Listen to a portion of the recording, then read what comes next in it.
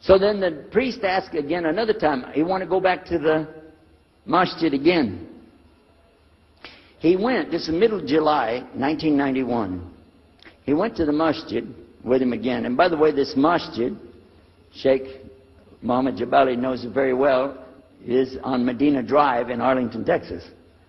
And that's where they were going to, because we were living in Midlothian, just south of Oak Cliff and south of Dallas. So they didn't come back. All night we're waiting. What happened? Very late they came back.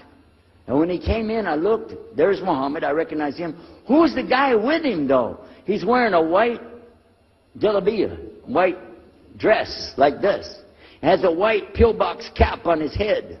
And I looked at him and I said, Pete. His name was Father Peter Jacobs, but we're not, Catholics, so I don't have to call him Father. I said, Pete, did you become a Muslim? He said, Ashhadu an la ilaha illallah, Ashhadu Muhammad Rasulullah. I said, oh my God. Now I used to have cameras like these cameras right here, because we had a television show called Estes Music Jamboree. So I got one of our cameras out, opened it up, set it all up on the tripod, and I was going to interview him and ask him, well, you went to Islam, what happened? While I was talking to him, though, he fell asleep. So it was still in my mind, and I was thinking, what am I going to do? This is too amazing. Now here I'm preaching to the people, and I'm trying to change what I'm saying, and here's a priest, just became a Muslim. My father's saying it's a good deal, it sounds all right to him. I don't know what to do. So I decided, I'll make mashura. I talked to my wife. We have an apartment upstairs. We were in our apartment up there, and I'm telling her, a priest became a Muslim today. What is that? And can you imagine what they were saying about the Quran and saying about this and so and so? All of a sudden, she said, I want to get a divorce. Oh, whoa. It's not the subject, but what happened? She said, no, all this talking about religion and talking about Islam, and so I can see. I said, oh, no. No problem here. No problem. I said, you thought no, I was just observing somebody else. No, I'm not interested. Trust me. I don't want to be with those Muslims. Last thing I want to do is be with a Muslim. No way. Just put your mind at ease. She said, I need a divorce. I said, where are we going with this again? What's the problem with that? What happened?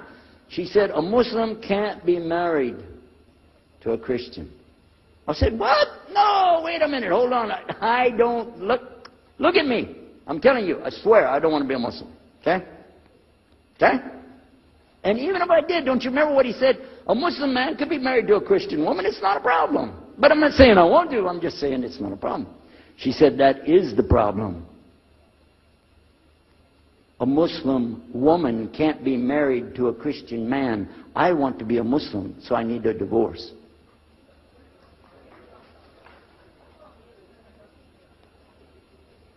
I'll never forget, I was sitting right on the edge of the bed, just sitting there, and I almost fell over. I said, at last, I can tell the truth. I can say it.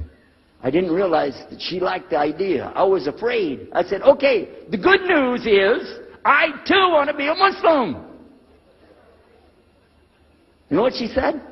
I don't believe you. I said, no, really. I was just saying that because, but for sure, just so you know, I want to be a Muslim. I've been thinking about it. I want to be a Muslim. We're both going to be Muslim. Alhamdulillah, it's going to be great. Right? You know what she said? I don't believe you because you're either lying right now or you were lying 5 minutes ago when you said you didn't want to be a Muslim. And either way, I don't want to be married to a liar. So get out.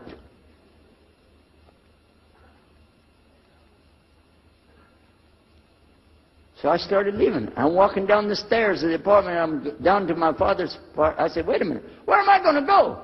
This is my father's house. I just got thrown off of my own property. What happened here? So I went to get to Muhammad and I woke him up. I said, come, you and me, we got to talk. Come with me. And we went outside the house and we walked those country roads in Midlothian, Texas, until the time for the sun to come up at dawn. And all that time I talked to him about what's it like to be a Muslim, how do you have to believe, what do you have to do. Let me hear all of it now. And no more playing a game. I'm not debating, I just want to know. Just tell me. Just tell me what's Islam. I need to know what I need to do. And he told me everything, and I realized this is it. I got to make a decision. This is a big deal, though. And he told me, okay, this is up to you. You have to go make a choice for yourself. I can't help you. I said, oh my God. So when he was praying Fajr, I decided, I've been watching this man praying this direction with his head on the ground. It's so beautiful to see a man humble himself, put his head on the ground to the Rabbil Alameen. I said, oh my God, let me try that. So I sneaked off somewhere where nobody could see me, illallah. And then I found a place, a board there, you know, and I bowed down on the ground, and I put my head down on the ground on that board there. And by the way, I'm pretty good at speaking, especially in prayers. I used to make so long a prayer, they wouldn't let me say the prayer at Thanksgiving because the food would be cold.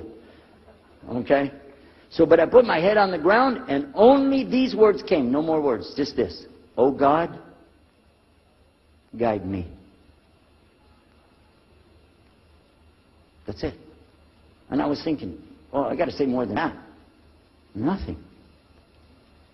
Oh God, if you're there, guide me. That's it. After a while, I sat up and I looked around.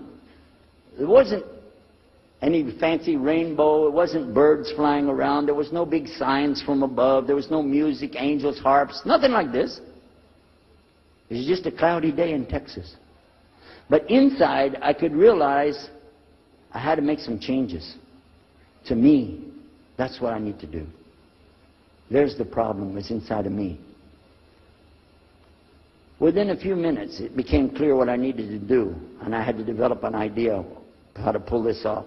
I talked to my wife, I talked to my father, I made a bath, and at 10 o'clock that morning, in Midlothian, Texas, I went in front of this man named Muhammad, and this new man named Yahya, who used to be the priest, and I said, Ashhadu an la ilaha illallah wa ashhadu anna Muhammad Rasulullah.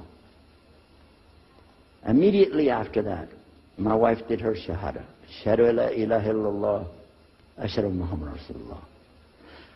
A few months later, my father did his shahada. Ashhadu an la ilaha illallah, ashhadu anna Muhammad Rasulullah. Step by step by step, we saw so many people enter into Islam. We wanted to tell the whole world what is Islam. We wanted everybody to know the real Islam. I said, how could this escape our knowledge? How could